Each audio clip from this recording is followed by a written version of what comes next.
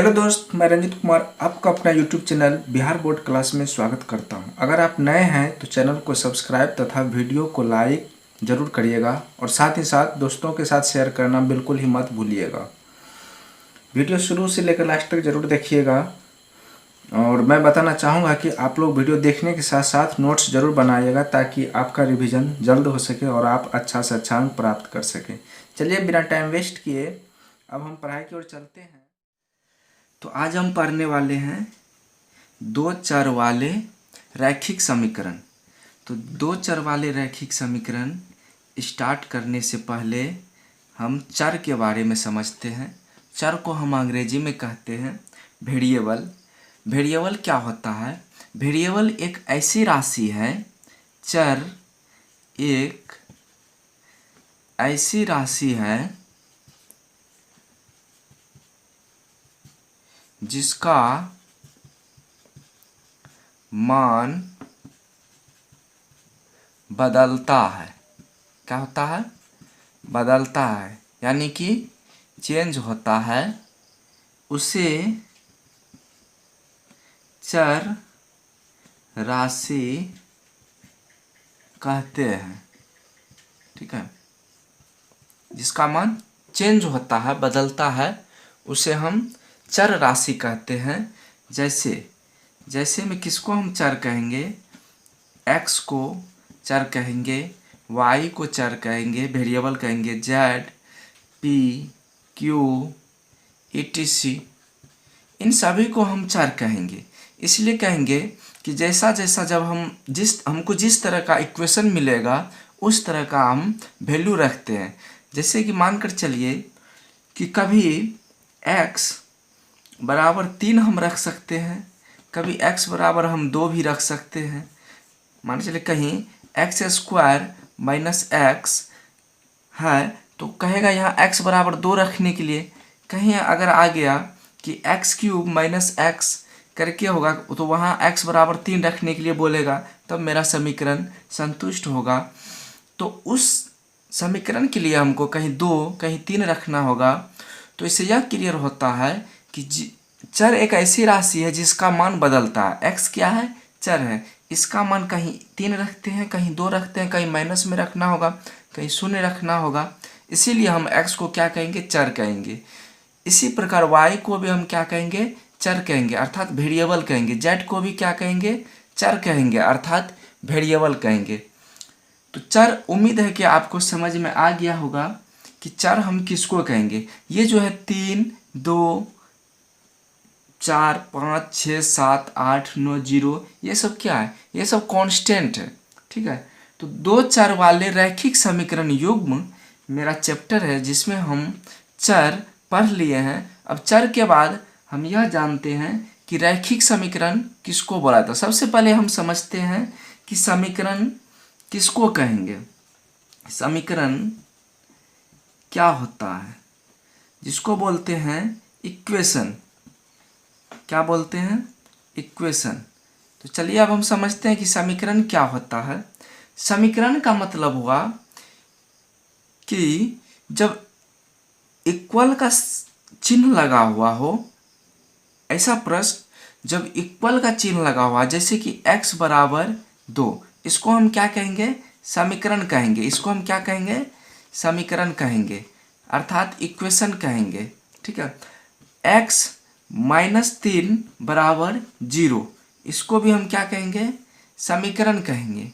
ठीक है, इसको भी हम समीकरण कहेंगे।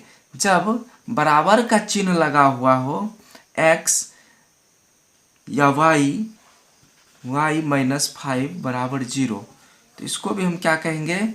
इसको भी हम समीकरण कहेंगे। ठीक है, तो समीकरण जब कहेंगे तो इसमें है कि दो चर वाले रैखिक समीकरण। तो रैखिक समीकरण हम किसको कहेंगे? अब समीकरण हम बोल दिए, लेकिन रैखिक समीकरण हम किसको कहेंगे? देखिए, रैखिक समीकरण यहाँ अब हम लिखते हैं रैखिक समीकरण, जिसको अंग्रेजी में कहते हैं लीनियर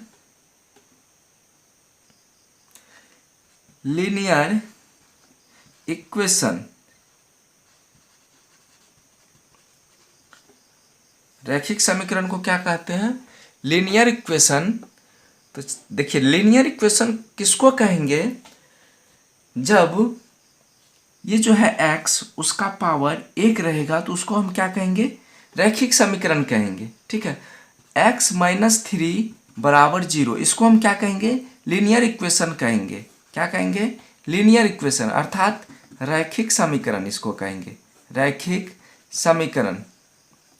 अगर बराबर 0 नहीं रहेगा, जब बराबर का चिन्ह नहीं रहेगा तो उसको हम बहुपद कहेंगे। जब बराबर का चिन्ह रहेगा तो उसको हम क्या कहेंगे? समीकरण कहेंगे। लेकिन जब पावर 1 रहेगा तो उसको हम कहेंगे रैखिक समीकरण। जब पावर 1 नहीं रहेगा तो उसका समीकरण चेंज हो जाएगा। जैसे कि हमने पढ़ा है रैखिक बहुपद, ठीक है, द्विघातीय बहुपद, त्रिघातीय बहुपद, ठीक इसी प्रकार समीकरण पढ़ेंगे। लेकिन हमको अभी पढ़ना है सिर्फ रैखिक समीकरण।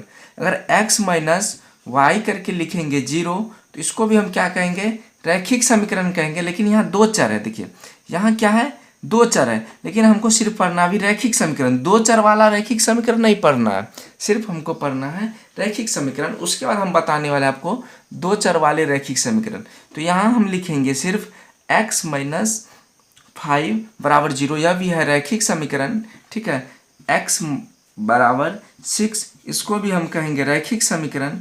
क्या कहेंगे इसको? रैखिक समीकरण।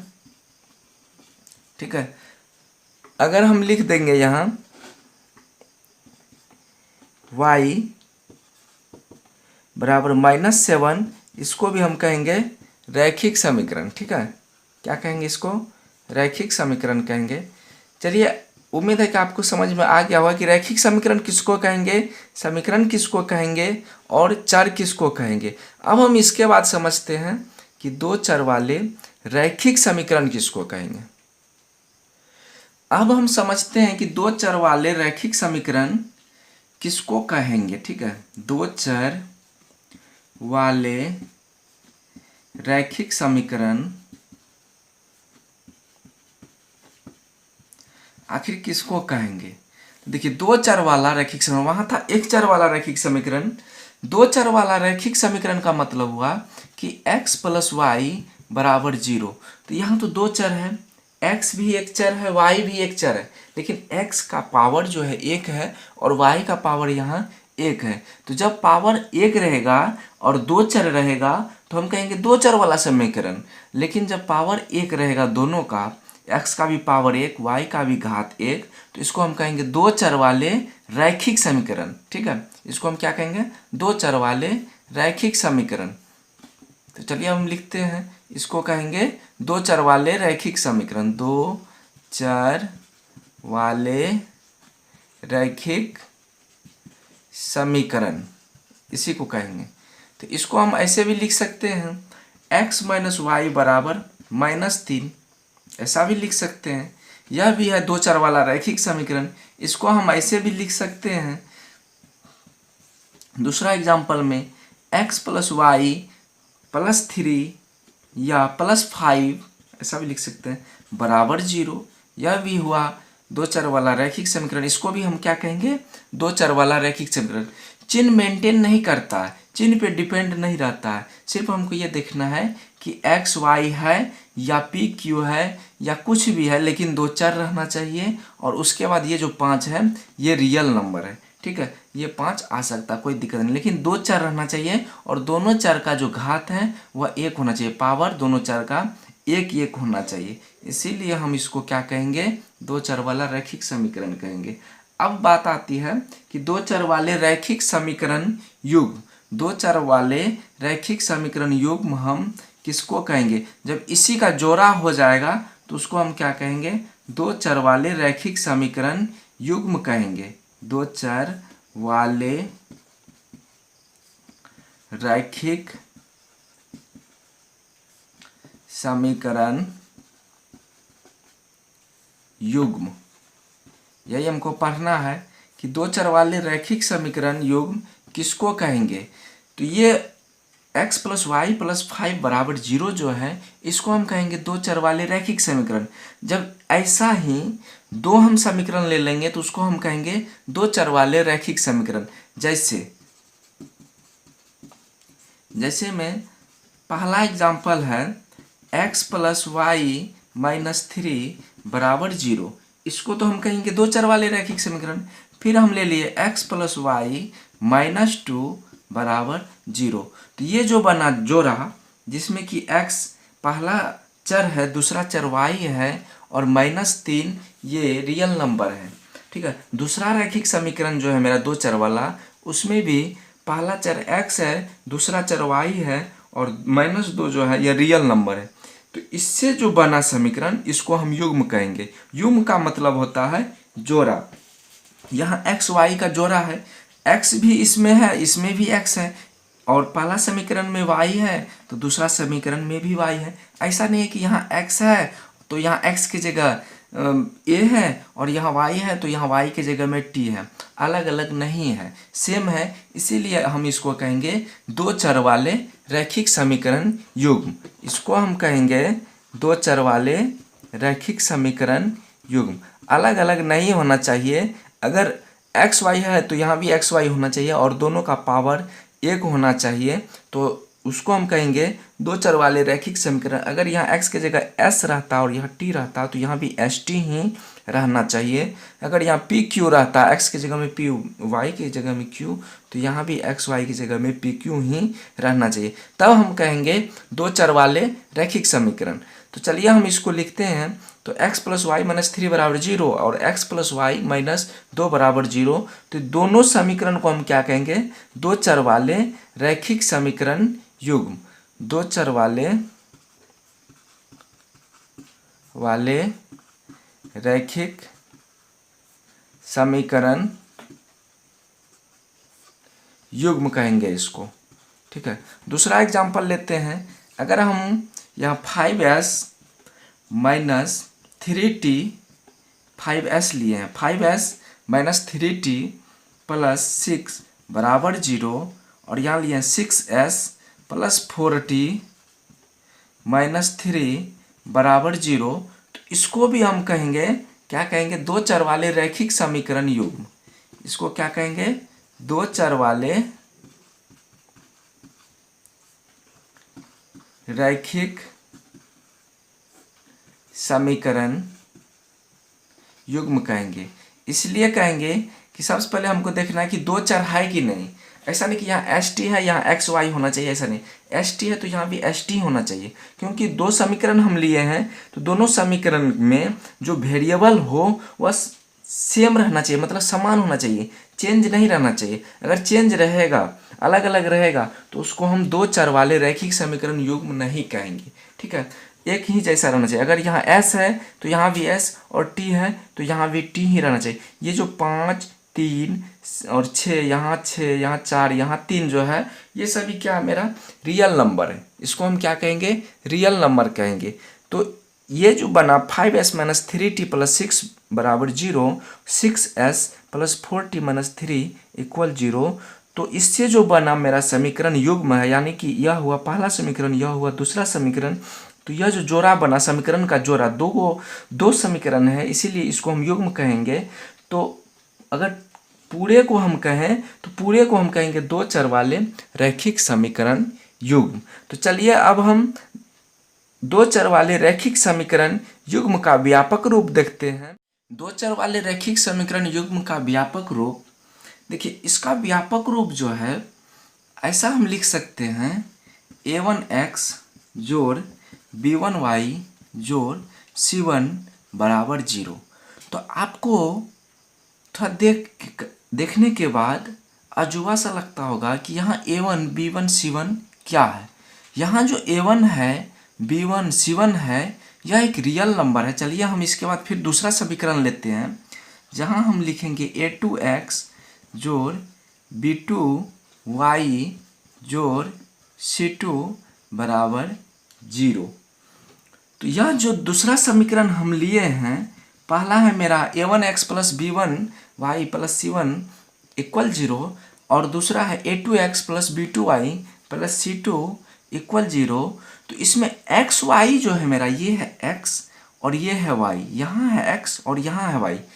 दोनों समीकरण में चर जो है सेम है। यहाँ x है तो यहाँ भी x है, यहाँ y है तो यहाँ भी y है। लेकिन यहाँ जो है a1, A1 मेरा क्या है, A1 रियल नंबर, A1 की जगह हम 3, 4, 5, 6 कुछ भी लिख सकते हैं। अगर इसमें हम चर का बात करें अर्थात वेरिएबल का बात करें तो कुल 2 ही वेरिएबल है, टोटल 2 ही वेरिएबल है जो है एक्स वाई।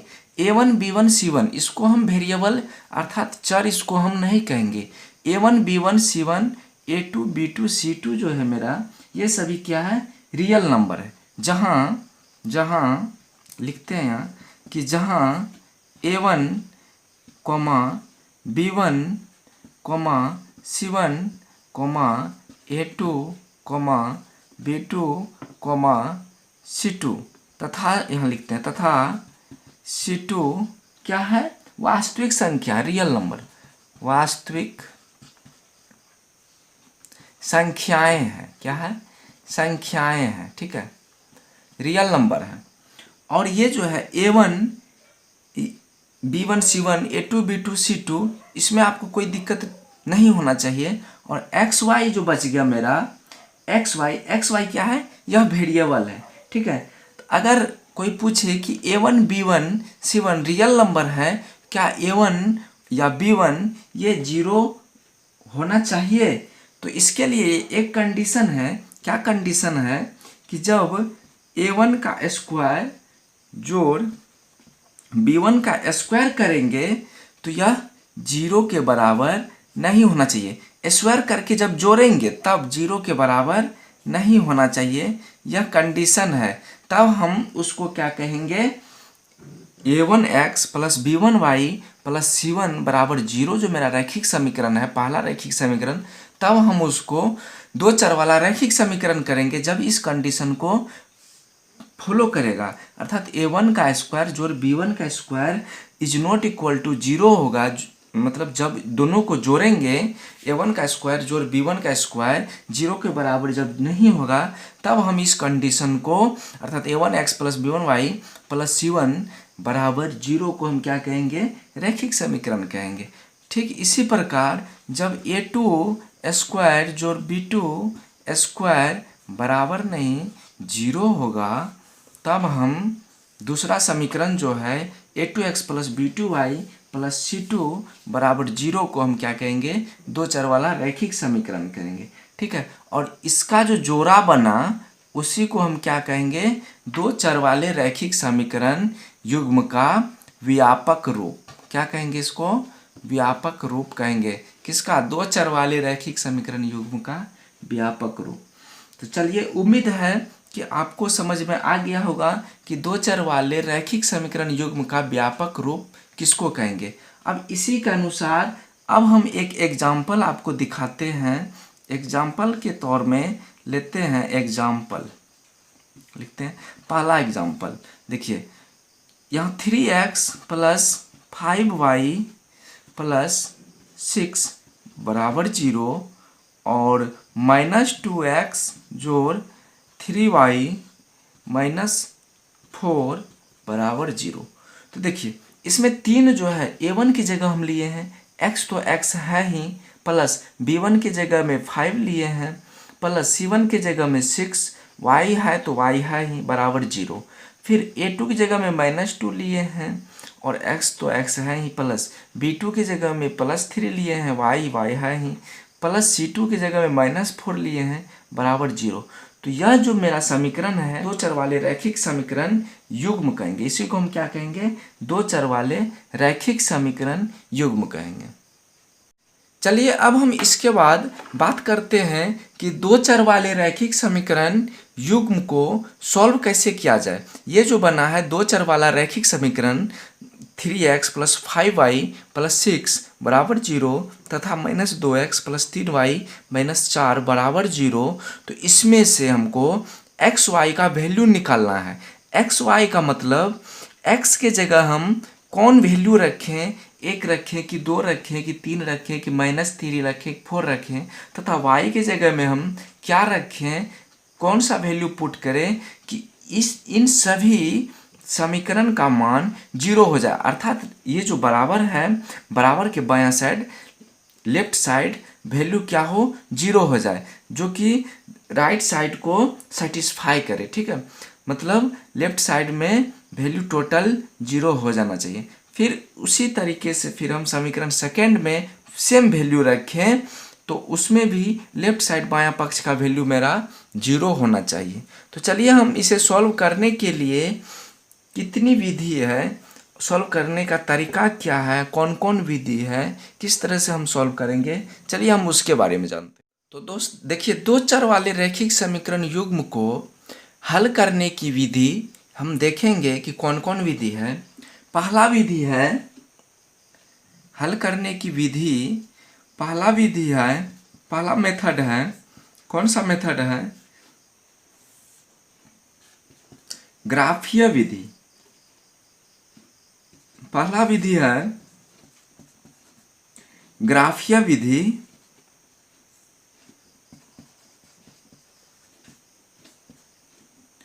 और दूसरा विधि है बीजगणितीय विधि। बीजगणितीय विधि। ग्राफीय विधि को ग्राफ मेथड हम कहते हैं, ग्राफ मेथड, और बीजगणितीय विधि को हम अलजेब्राइक मेथड कहते हैं, अलजेब्राइक मेथड कहते हैं। ठीक है, तो बीजगणितीय विधि देखिए, ग्राफीय विधि एक ही है जिसको हम ग्राफ के द्वारा सॉल्व करेंगे और दो चर वाले रैखिक समीकरण युग्म को हल करेंगे। लेकिन बीजगणितीय विधि जो है यह 3 तरह का होता है। बीजगणितीय विधि यह 3 तरह का होता है जिसको हम पढ़ेंगे। पहला है मेरा, देखिए पहला है मेरा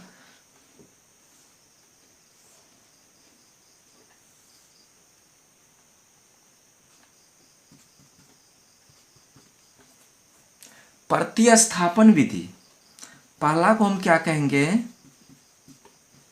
प्रतिस्थापन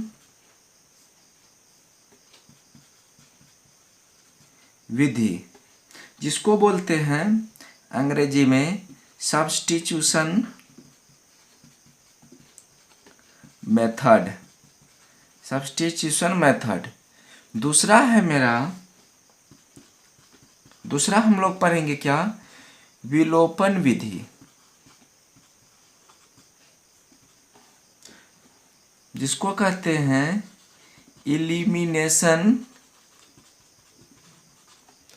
मेथड। तीसरा पढ़ेंगे हम लोग वज्र गुणन विधि, वज्र गुणन विधि, जिसको बोलते हैं क्रॉस मल्टीप्लिकेशन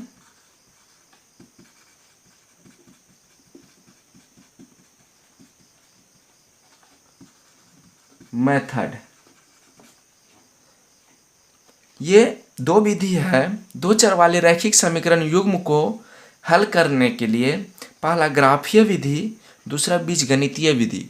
बीजगणितीय विधि में हम पढ़ेंगे प्रतिस्थापन विधि, विलोपन विधि, वज्र गुणन विधि। प्रतिस्थापन विधि को बोलते हैं सब्स्टिट्यूशन मेथड, विलोपन विधि को बोलते हैं एलिमिनेशन मेथड, वज्र गुणन विधि को बोलते हैं, क्या बोलते हैं, क्रॉस मल्टीप्लिकेशन मेथड।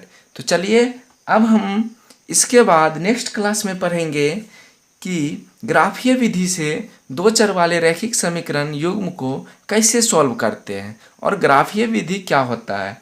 आप लोग 9th में थोड़ा बहुत पढ़े होंगे, इसीलिए आप लोग को थोड़ा बहुत पता होगा। तो दोस्त आज के लिए इतना ही। अगर अच्छा लगा होगा तो वीडियो को लाइक तथा चैनल को सब्सक्राइब अगर नए होंगे तो ज़रूर करिएगा और दोस्तों के साथ शेयर करना बिल्कुल ही मत भूलिएगा। धन्यवाद।